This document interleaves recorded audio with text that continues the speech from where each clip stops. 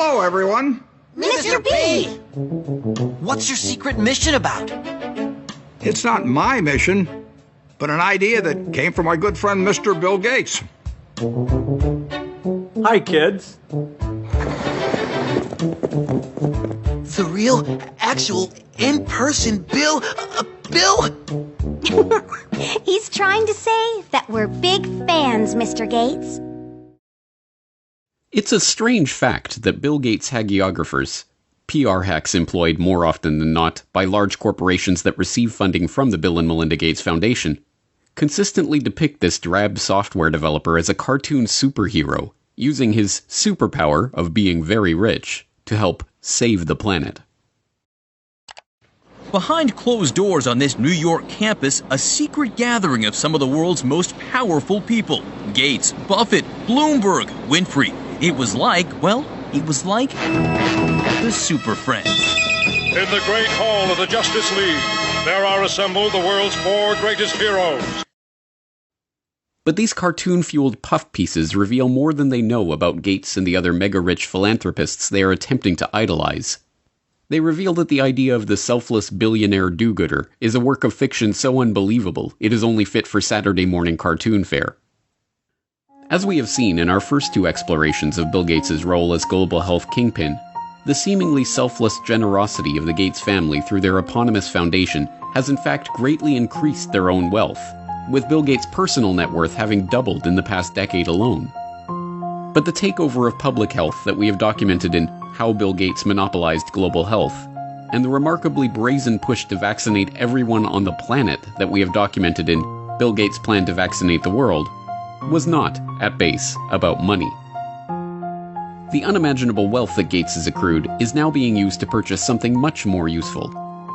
Control. Control not just of the global health bodies that can coordinate a worldwide vaccination program, or the governments that will mandate such an unprecedented campaign, but control over the global population itself. This is an exploration of Bill Gates and the population control grid. You're tuned into the Corbett Report. From a journalistic standpoint, Good Morning America's inane report on the secretive billionaire meeting that took place in New York in 2009 was a failure. It listed some of the meeting's attendees and their combined net worth. Gates, Buffett, Bloomberg, Winfrey, together with others at the meeting, including George Soros, Ted Turner, David Rockefeller, they're worth more than $125 billion. It turned to the senior editor of Forbes for a soundbite about what it would be like to witness such an assembly of wealth. To have been in the room and see this meeting of the minds really would have been a fascinating thing. And it dutifully reported the participants' own stated reason for holding the meeting. That much money, that much power around one table. It begs the question, what were they doing? What were they scheming? Total world domination? This group, together for 6 hours, was talking about charity, education, emergency relief, global health. Before wrapping up with another juvenile appeal to comic book superhero lore. The new Superman and Wonder Woman, the super rich friends, not fighting bad guys, but fighting for good nonetheless. For Good Morning America, John Berman, ABC News. Yes, from a journalistic standpoint, Berman's report was an utter failure.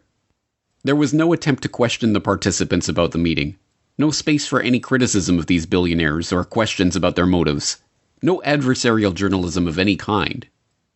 But as a PR piece, it was brilliant. It leaves the viewer with a vague sense that some kind of gathering took place somewhere in New York in which rich people, who, let's not forget, are superheroes, talked about charity.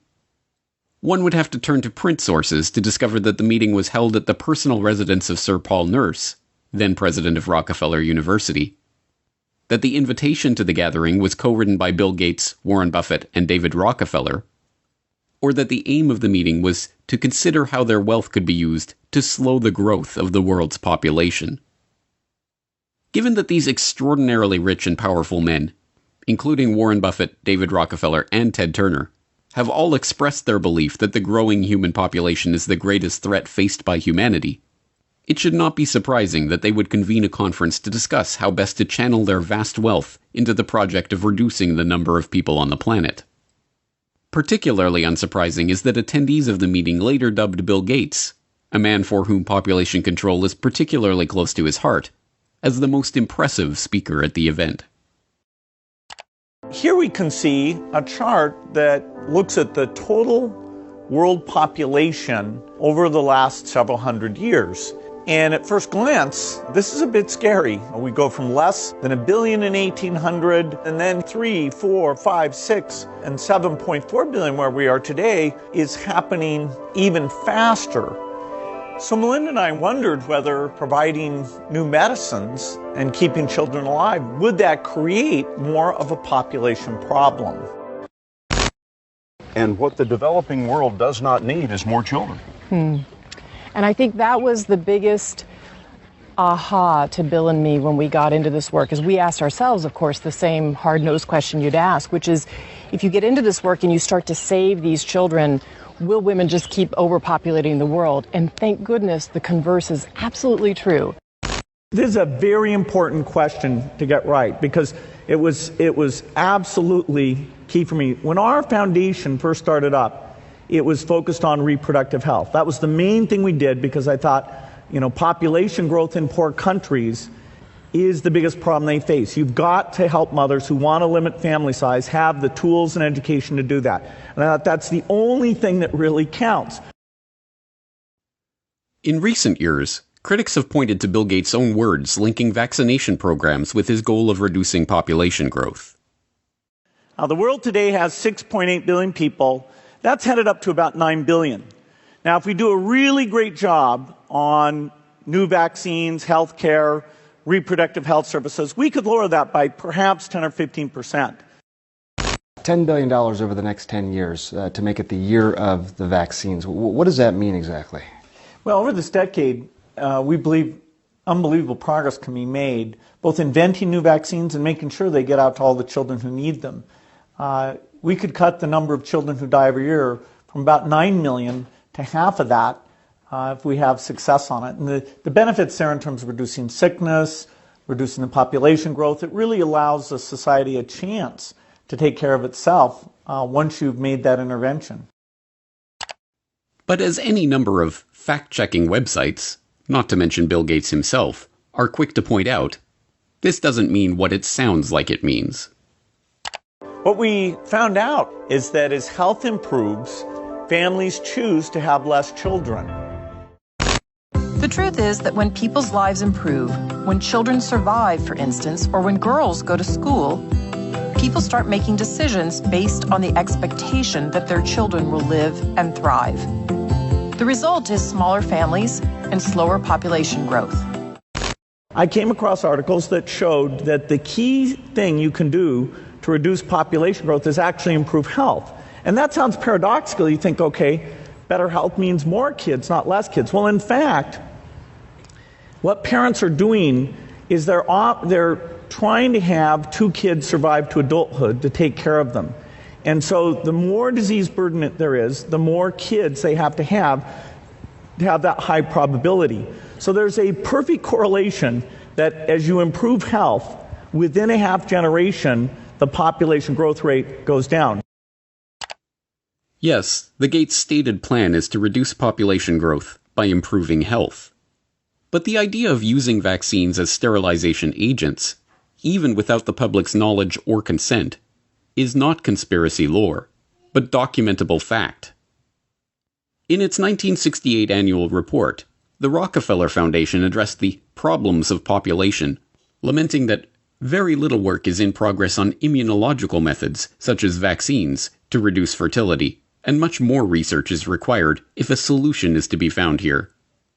The Foundation vowed to correct this problem by funding established and beginning investigators to turn their attention to aspects of research in reproductive biology that have implications for human fertility and its control. This was no empty promise. By the time of its 1988 annual report, the Rockefeller Foundation was able to report progress on its funding into contraceptive research, including Norplant, a contraceptive implanted under the skin of a woman's upper arm and effective for 5 years.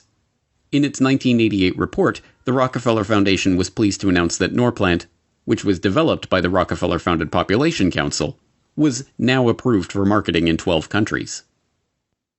The Rockefeller's Population Council and other research organizations joined with the World Health Organization in 1972 to create a task force on vaccines for fertility regulation. By 1995, they were able to report progress in developing a prototype of an anti-HCG vaccine, which works by combining an immunogen formed from a synthetic peptide of human chorionic gonadotrophin, HCG, a hormone secreted by the surface of the early embryo to remain implanted in the womb, with a toxoid carrier molecule. The vaccine stimulates an immune reaction, causing women to develop antibodies against the hormone, thus preventing them from carrying babies to term. But beginning in the 1990s, a series of scandals over WHO-led vaccination programs in the Third World led to allegations that tetanus vaccines in places like the Philippines and Kenya were being laced with HCG in order to implement population control by stealth. The controversy generated by these stories led global institutions to step back from the campaign to champion population control by vaccine. But, as usual, the Bill and Melinda Gates Foundation was there to renew interest, working with the UK government to host a London summit on family planning in 2012, at which the foundation announced their support for funding the research, development, and deployment of injectable contraceptives to the developing world. You heard me talk earlier about Sadie, who I met in Niger. She was traveling 15 kilometers to get an injection. But let's ask ourselves, what if she didn't have to travel to that clinic? If we put it in her perspective, how can we keep her in her village to get the contraceptive she wants? Well, Pfizer is testing a new form of depot. The injection that she goes 15 kilometers to get, they're now putting it in a new form, a new device that can be given. It's very, very small. It's called Uniject. I think it's going to be pictured here. It's a high-quality product. It's effective. It's safe. It's tiny, as you can see. And it can be put in a healthcare worker's kit to give to the woman at the village level. So Sadie won't have to go 15 kilometers any longer to get that injection. But the Gates were not content to stop there. In 2014, it was announced that Microchips Biotech Inc., a company in Lexington, Massachusetts, had developed a new form of birth control. A wireless implant that can be turned on and off with a remote control and that is designed to last up to 16 years. According to MIT Technology Review, the idea originated when Bill Gates visited Robert Langer's MIT lab in 2012 and asked him if it would be possible to create an implantable birth control device that could be turned on or off remotely. Langer referred Gates to the controlled release microchip technology he had invented and licensed to Microchips Biotechnology, and the Gates Foundation granted $20 million to the firm to develop the implants. Reducing population growth has, by Gates' own admission, been a core mission of the Gates Foundation since its inception. But in order to really understand what Gates means by population control, we have to look beyond the concept of controlling population size. At its most fundamental level, the population control that Gates speaks of is not birth control, but control of the population itself. In order to understand the broader population control agenda and how it ties into the Gates Foundation's plans, we have to look at a puzzling development that took place in 2017. In that year, Gavi, the Gates-founded and funded alliance that partners the Gates Foundation, the World Health Organization, and the World Bank with vaccine manufacturers to help ensure healthy markets for vaccines, took a strange pivot away from its core mission of vaccinating every child on the planet to providing every child with a digital biometric identity. The idea was first floated by Gavi CEO Seth Berkley in a Nature article that year, Immunization Needs a Technology Boost, where he states that the goal of 100% immunization will not be reached without secure digital identification systems that can store a child's medical history. He then gives a specific example. We are working with a company in India called Khushi Baby, which creates off-grid digital health records. A necklace worn by infants contains a unique identification number on a short-range communication chip. Community health workers can scan the chip using a mobile phone, enabling them to update a child's digital record even in remote areas with little phone coverage. This sudden interest in digital identity was no mere passing fancy for the Vaccine Alliance. Gavi doubled down by becoming a founding member of the ID 2020 Alliance, a public-private partnership dedicated to spearheading a global digital biometric identity standard. Other founding members of the alliance include Gates' first company, Microsoft, and the Rockefeller Foundation. In 2018, Gavi issued a call for innovation in digital technologies for finding, identifying, and registering the most vulnerable children.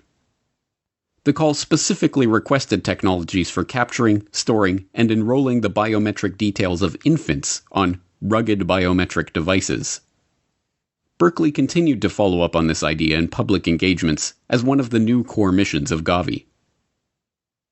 What's interesting is that people tend to think of, birth certificates as kind of a major document. But, the most common, as I mentioned before, is not a birth certificate, is not a death certificate, is not a marriage certificate. The most common connection, vital registration for the population is actually a child health card, because we reach more than 90% of children with at least one dose of vaccine as part of routine. So they're in the system. The challenge is that contact is not connected into the system. So if you could connect it, then you have the ability to give them their basic identity papers. You have ability then later on, if they want to own land or they want to have their rights, you're able to help them with that. But, we're not currently taking advantage of that. And so the children get seen, they get enrolled in the health centers, but that information is not used for anything else.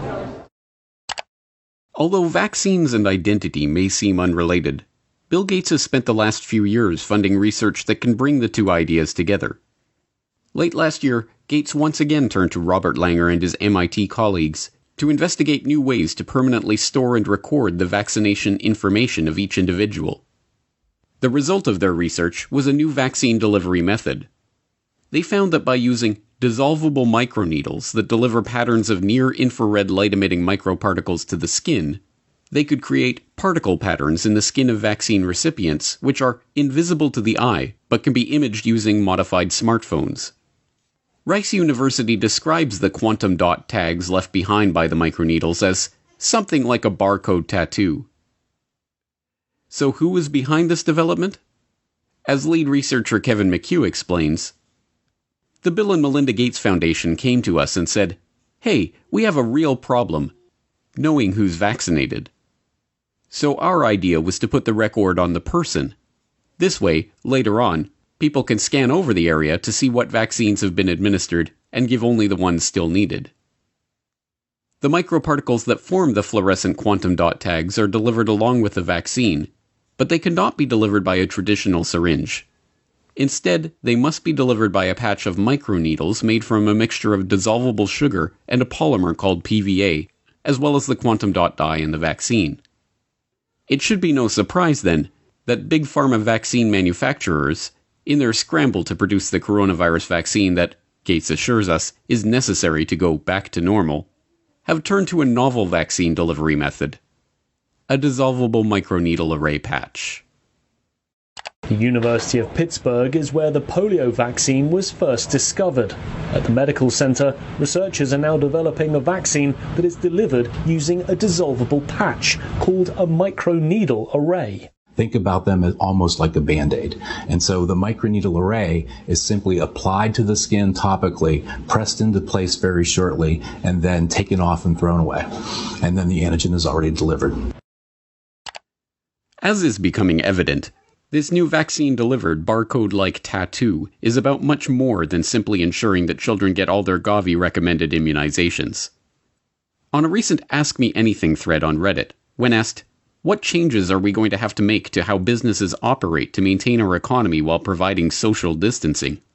Bill Gates answered, "Eventually we will have some digital certificates to show who has recovered or been tested recently, or when we have a vaccine, who has received it." In his answer, Gates fails to mention that he has himself been instrumental in kickstarting and funding the research into the very type of digital certificates for vaccination that he is speaking about, or that these digital certificates, likely, at first, to be a digital marker linked to a biometric ID, could very well one day take the form of vaccine-implanted quantum dot tattoos. But, as in so many other aspects of the unfolding crisis, Gates' unscientific pronouncement that we will need digital certificates to prove our immunity in the new normal of the post-coronavirus world. Eventually, what we'll have to have is certificates of who's a recovered person, who's a vaccinated person. Is now being implemented by a number of governments. It is now being reported that OnFido, a tech startup specializing in AI-based biometric ID verification, is in talks with the British government to provide the type of digital certification Gates mentioned, dubbed an immunity passport. The proposed system would require would-be workers to use the OnFido-provided app to scan their face or other biometric data, link that information to a SARS-CoV-2 antibody test, or, eventually, proof of coronavirus vaccination, and then have their picture taken and immunity verified every time they wish to access a restricted space or work environment. Last month, OnFido announced that it had raised $50 million in a round of investments led by Bill Gates' old company, Microsoft. But this is not Gates' first experience with the field of biometric identity. A decade ago, the government of India began what has been called the largest social experiment on Earth, enrolling over 1 billion people in the largest biometric identification database ever constructed. The project, involving iris scanning and fingerprinting the entirety of the Indian population, recording their biometric details in a centralized database, and issuing them a 12-digit identity number that could be used to prove residence and access government services, all within the span of a few years, presented an incredible societal, legal, and technological challenge. It's no surprise, then, that the person who was brought in as the chief architect of the Aadhaar project when it was launched, Nandan Nilekani, co-founder of Indian multinational Infosys, is also a longtime friend of Bill Gates and a partner with Bill and Melinda Gates on a philanthropic venture called Co-Impact, which supports initiatives to address major social challenges at scale. Nilekani's involvement in Aadhaar has even made him one of Gates's heroes, featured in slick video promotions produced by the Bill and Melinda Gates Foundation. My friend, Nandan Nilekani, is one of India's best-known entrepreneurs. He led the creation of the world's largest biometric ID system. Now, he's working to promote his platform to improve the lives of the world's poorest people. There are more than 1 billion people around the world who don't have any kind of ID.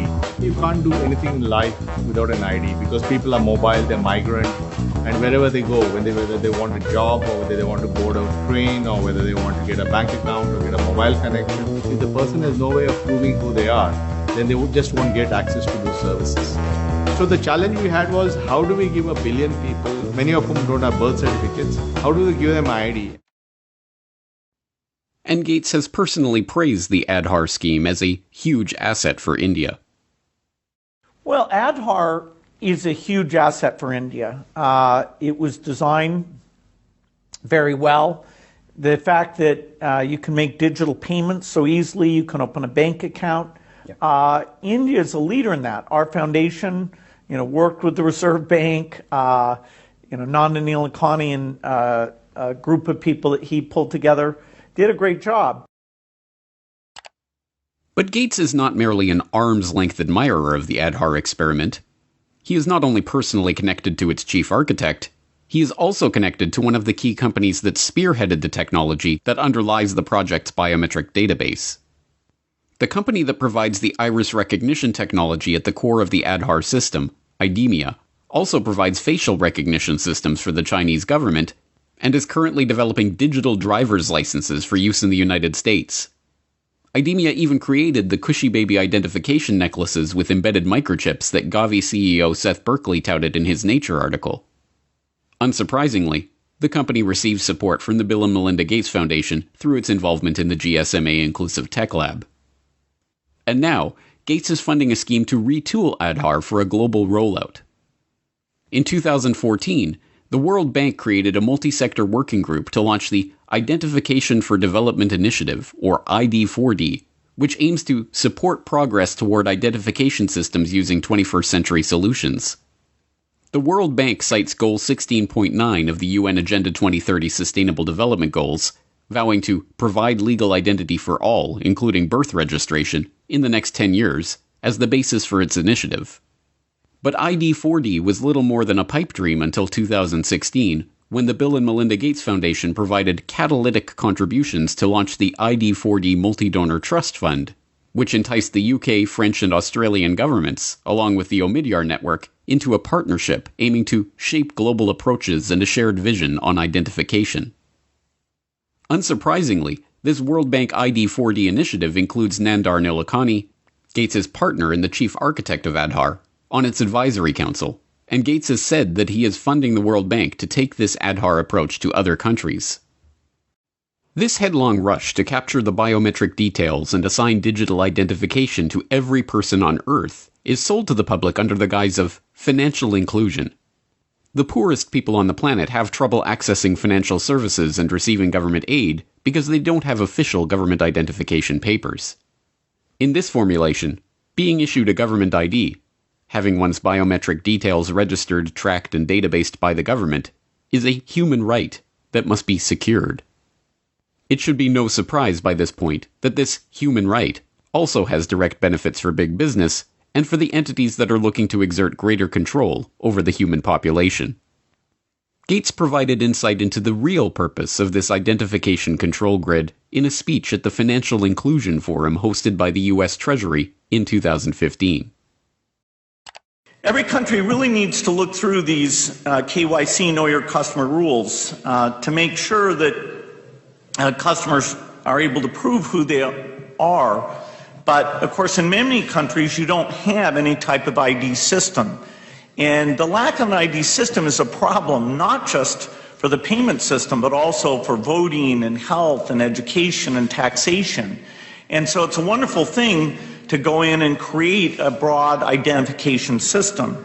Again, India is a very interesting example of this, where the Aadhaar system, which is a 12-digit identifier that's correlated to biometric measures, is becoming pervasive throughout the country and will be the foundation for how we bring this low-cost switch to every mobile phone user in India. The same type of thing is happening now in Pakistan, and there's early beginnings of creating these ID programs in Africa as well. We expect to be able to use the ID so that when you show up for any government service, say you walk into a primary health clinic, we'll be able to take that bio-ID very quickly and bring up your electronic health record. Even if you've moved from one part of the country to the other, you will be well tracked and well served without nearly as much paperwork or waiting. And so the ID system is foundational. The ID control grid is an essential part of the digitization of the economy. And although this is being sold as an opportunity for financial inclusion of the world's poorest in the banking system provided by the likes of Gates and his banking and business associates, it is in fact a system for financial exclusion. Exclusion of any person or transaction that does not have the approval of the government or the payment providers. Once financial flows go underground, where you have lots of legitimate transactions mixed in with the ones you want to track, and once they're going over a digital system that the U.S. has no connection to, it's far more difficult to find the transactions that you want to be aware of or that you want to block. And once again, this is no mere theoretical talk from Gates. He has been intimately involved in this process of switching the world over to a digital payment grid tied to biometric identity. In 2012, the Bill and Melinda Gates Foundation helped found the Better Than Cash Alliance, which brings together governments, international organizations, and the private sector to accelerate the transition from cash to digital payments globally. And when the Indian government made a bold move to demonetize large amounts of its circulating currency in order to draw off-the-books funds back under the purview of the Indian tax office, there was Gates to praise the move as an important step toward the creation of a brave new digital economy, tied, of course, to the Aadhaar ID grid. The bold move to demonetize high-value denominations and replace them with new notes with higher security features is an important step to move away from a shadow economy to an even more transparent economy. And digital transactions really, I think, will rise dramatically here. In fact, I think in the next several years, India will become the most digitized economy, not just by size, but by percentage as well. All of the pieces are now coming together.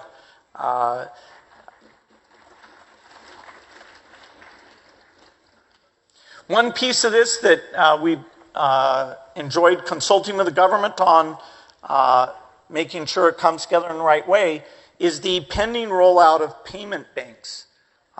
This, for the first time, really will mean that you have full currency capability on those digital phones. Once you have that digital infrastructure, the whole way you think about government benefits can be done differently. Over time, all of these transactions will create a footprint. And so when you go in for credit, the ability to access your history, that you've paid your utility bills on time, that you've saved up money for your children's education, all of those things in your digital trail, accessed in an appropriate way, will allow the credit market to properly score the risk and therefore loosen up more money for investments, not only in the agriculture sector, but for all the entrepreneurs in the country. The different parts of this population control grid fit together like pieces of a jigsaw puzzle. The vaccination drive ties into the biometric identity drive, which ties into the cashless society drive. In Gates's vision, everyone will receive the government-mandated vaccinations, and everyone will have their biometric details recorded in nationally administered, globally integrated digital IDs. These digital identities will be tied to all of our actions and transactions, and, if and when they are deemed illegal, they will simply be shut off by the government, or even the payment providers themselves. The Indian experiment in pioneering this biometric digital economy, an experiment with which Gates has been so intimately involved, also provides a perfect example of just how such a system will be abused. In January 2018, a report in the Tribune revealed that all of the details, including the name, address, postal code, photo, phone number, and email of all billion-plus Aadhaar-registered Indians, was available for purchase on WhatsApp for 500 rupees, or about $7. The Unique Identification Authority of India that administers the Aadhaar scheme was then forced to admit that approximately 210 websites, including websites of the central government and state government departments, were displaying the list of government beneficiaries along with their name, address, other details, and Aadhaar numbers. Even more worryingly, newly obtained documents show that the Indian government is integrating Aadhaar-collected data to create a 360-degree database that will automatically track when a citizen moves between cities or buys new property, and integrate that data into a real-time geospatial database built by the country's space agency, ISRO. Only the most willfully obtuse could claim to be unable to see the nightmarish implications for this type of all-seeing, all-pervasive society, where every transaction and every movement of every citizen is monitored, analyzed, and databased in real time by the government. And Bill Gates is one of those willfully obtuse people. A current debate that's on in India and globally as well around data. Now, you've been an advocate of Aadhaar. You've supported it, you've defended it, and I think that the questions arise not on whether it's a good idea or not, but whether it should be made mandatory for every citizen, for every service possible, because it was envisaged as people accessing government subsidy using the Aadhaar card to avoid duplication and leakages. The question then is that India today is still grappling with putting in place a privacy framework, a privacy regulation, a data protection regulation. In that context, then, does it make sense, even though the matter is in court today, to link Aadhaar to every possible service? Well, Aadhaar is just something that avoids you pretending to be somebody else. That, you can have, fake people on the government payroll. Mm-hmm. Aadhaar, prevents you being on that payroll as a ghost worker. It prevents you from collecting things that you shouldn't collect or accessing a health record you shouldn't have access to. So the basic Aadhaar mechanism is an identity mechanism. And so it's too bad if somebody thinks that because Aadhaar is there, that in and of itself creates a privacy problem. Gates's response is, of course, disingenuous. The very purpose of a globally integrated ID grid and cashless payment architecture is to remove privacy from our lives. It should be no surprise, then, that this man who is not concerned about the privacy implications of a global, real-time electronic ID and digital payments grid is also a prime investor in EarthNow LLC, a company promising to deploy a large constellation of advanced imaging satellites that will deliver real-time, continuous video of almost anywhere on Earth. No, this Gates-driven agenda is not about money. It is about control. Control over every aspect of our daily lives, from where we go, to who we meet, to what we buy and what we do. The great irony is that this billionaire philanthropist, so often depicted as a cartoon superhero for his dazzling generosity, actually resembles nothing so much as a comic book supervillain, right down to the use of his vast wealth to sponsor Harvard University research into dimming the sun by spraying particles into the stratosphere. But once again, we are driven back to the question, who is this person? What ideology is driving this quest for control? And what is the end goal of this quest? Who is Bill Gates?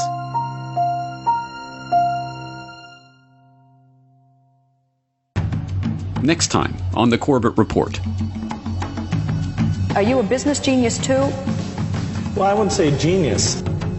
900 people get on the plane Monday morning and they all go down to try to help Bill Gates. Every corner we've turned in the field of global health, we've found that the Rockefellers were already there and have been there for years. But that's called the death panel, and you're not supposed to have that discussion. Meet Bill Gates.